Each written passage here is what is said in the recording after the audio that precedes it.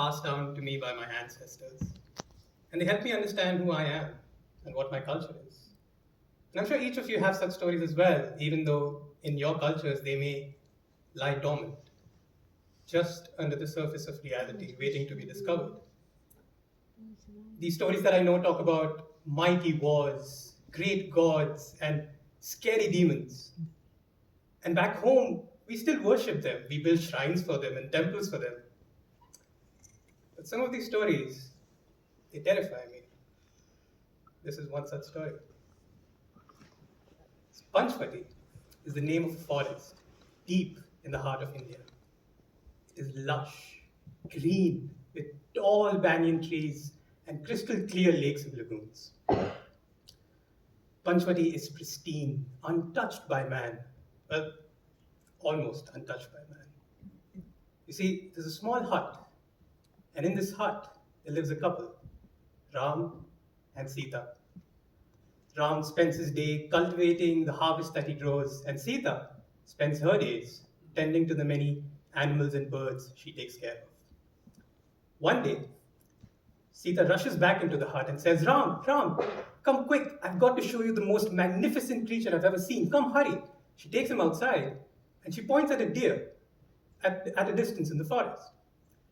Only this deer had fur that looked like it was made of gold, antlers white as though they were made of ivory, and many little spots on it that shone under the sun like emeralds and rubies. Ram, why don't you go fetch this deer for us? We could take care of him and tend to him as though it were our own. Ram says, fine, I'll go bring him. But I can't leave you here unprotected. So he points his fingers to the earth and he creates this big circle all across the hut. He says, I will go into the forest to get the deer, but you have to stay inside the circle. Do not leave. It's for your own protection. So Ram heads into the forest, and the deer starts galloping. It is lightning quick, leaving trails of dirt as it runs, and Ram is keeping up with him at all times, running through branches and trees, until Ram looks back and realizes he's so far away from his hut that he can't see it anymore. Ram mutters to himself. He says, you beast, you've made me come this far. My wife wanted you alive, but she's going to have to settle for your hide. So he picks an arrow from his quiver, takes aim and shoots the deer straight in his heart. The deer lets out a squeal as it falls to the ground. Ram readied his dagger, walks towards the deer to collect its hide, but realizes it's not a deer anymore. It's a creature with bat-like wings protruding from its back, with teeth that look like fangs and a crooked, sharp nose.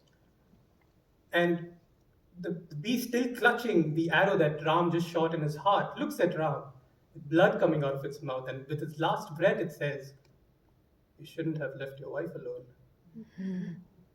Ram looks back in the direction he came from, his face trembling, his eyes split open by fear.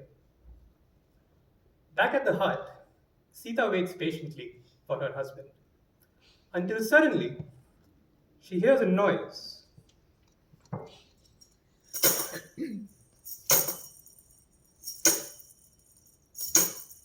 She sees a sage dressed in orange and white robes, with a crooked back, a beard that comes unto his waist.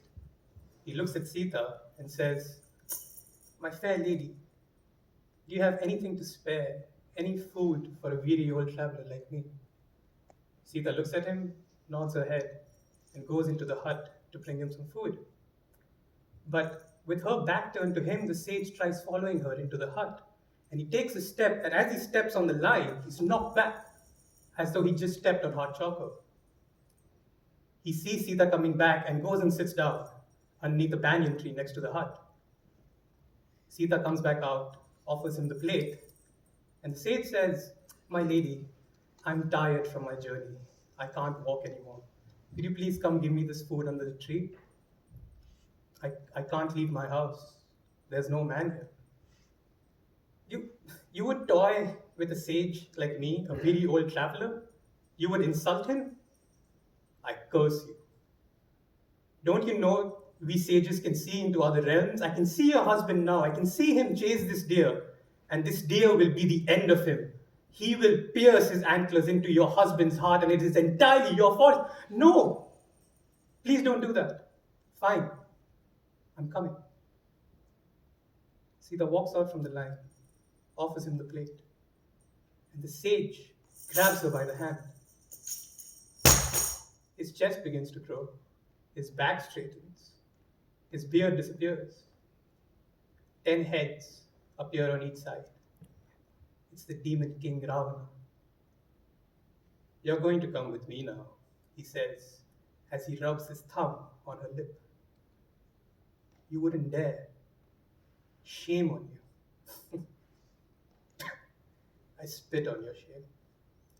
And he lifts Sita over his shoulder. They step in his chariot, and they fly away to Lanka. Ram comes back to the hut to find it empty, and he looks around and says, Sita, Sita, where are you? Sita, he starts asking the trees, where is my woman? Where is my wife?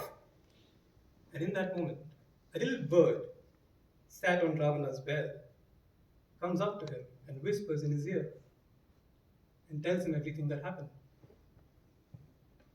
Ram says, I will kill if I have to. I will move mountains if I have to. I will burn if I have to. I will wage wars. But I will bring my wife back. And that is the beginning of the epic of the Ramayana.